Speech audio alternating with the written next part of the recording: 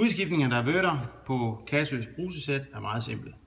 Start med at lukke for vandet, eventuelt på hovedhanen. Udskiftningen af diverteren foregår ved at fjerne endestykket på håndtaget og løsne skruen.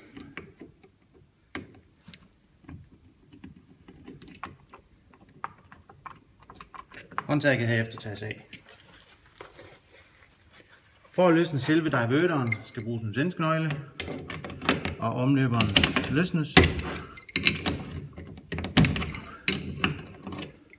og skrues af. Diverteren kan herefter trækkes ud af armaturet. Den nye tilsendte diverter skal herefter monteres igen. På diverteren sidder en lille tap, som skal passe med hullet inde i armaturet. Det forhindrer, at diverteren kan sættes forkert i.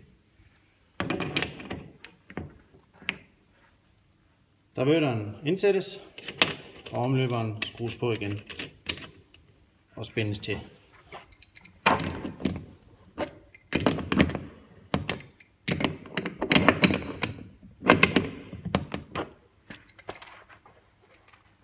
Håndtaget monteres,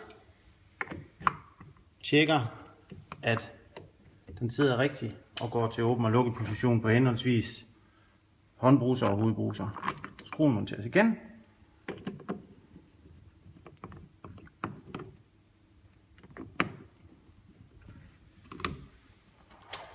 Og endekappen påmonteres.